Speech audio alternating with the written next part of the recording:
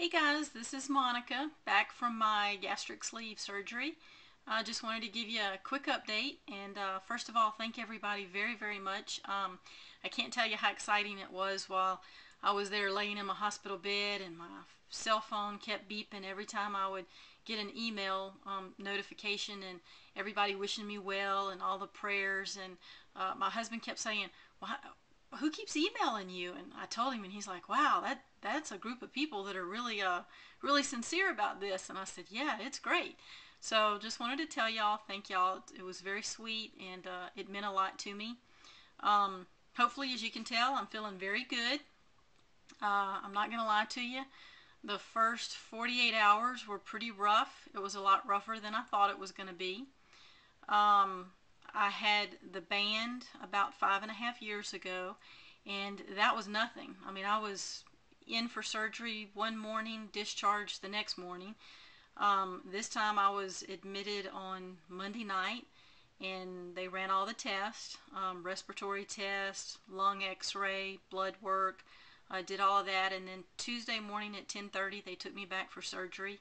From what I've read and understand, usually the surgery is about an hour-long surgery. I was in surgery for 5 hours.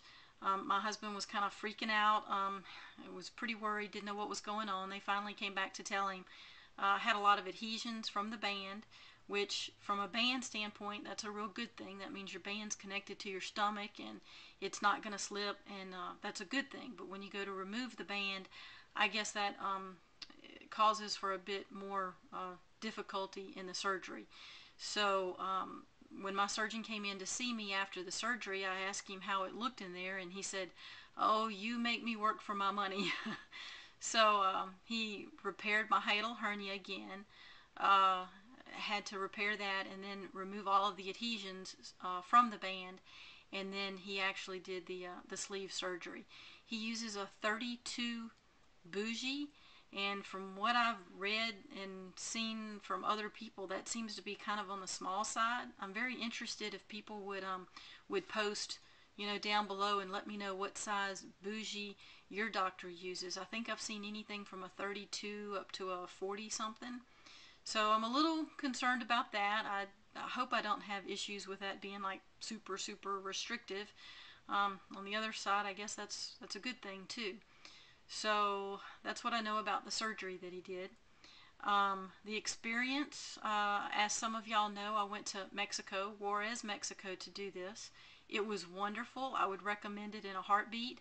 The hospital was beautiful. It was nicer than anything I've ever been to here in the States. Marble floors, brass elevators. They came and cleaned the room, scrubbed the entire bathroom twice a day.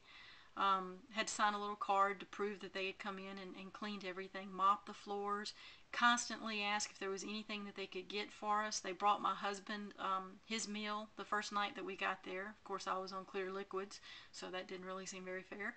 But it was just a wonderful experience. Not many of the nurses spoke much English. They spoke enough to understand what you needed. Some spoke more than others. The doctors all spoke very good English. This was Dr. Jose Rodriguez. So I guess that's it as far as the hospital and the surgery. Came back home on Thursday. Got lucky and got an early flight home, and was pretty sore and feeling pretty run down, but after one night in my bed, I slept so much better.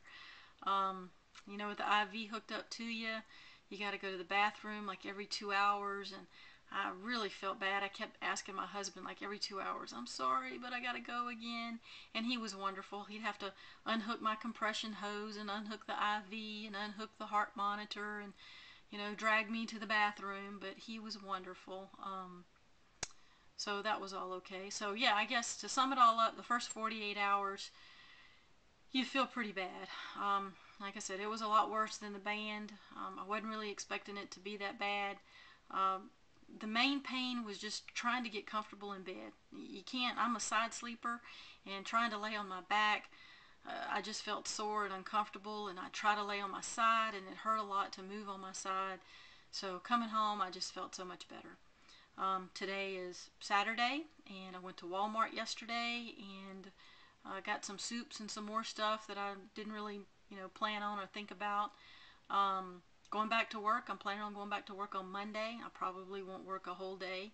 I'm tired, but not near as tired as I've heard a lot of people say they were just really, really run down.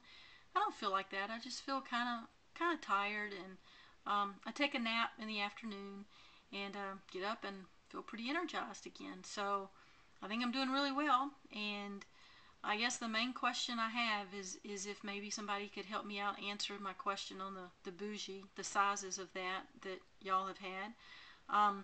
And are there any food groups I'm forgetting in this clear liquid diet? This is the worst part of it. I thought I would only have to be on clear liquids for a week. My doctor said since my surgery was so so much more intensive, I guess, he wants me on clear liquids for 2 weeks to 3 weeks. I can tell you now, I'm not going to make 3 weeks. I'm going to be lucky if I make 2 weeks. But I'm going to do it. I am going to do it. I don't want to mess up my stomach. So I've got popsicles, soups, hot tea, cold tea, flavored waters, and that's about it. And that's getting old pretty fast. Then I have to do full liquids for 2 weeks, which I feel like if I can make it to that stage, I'll be doing great. Then I can have my protein shakes and blended soups and ice cream and other stuff that sounds so good right now. And then 2 weeks of soft food, mushies. So if I can get to that stage, I'll be home free. If anybody has any questions, I'd be real happy to answer them. And again, I just thank everybody for your well wishes and prayers. And this whole YouTube thing is just really great. So talk to y'all soon. Bye-bye.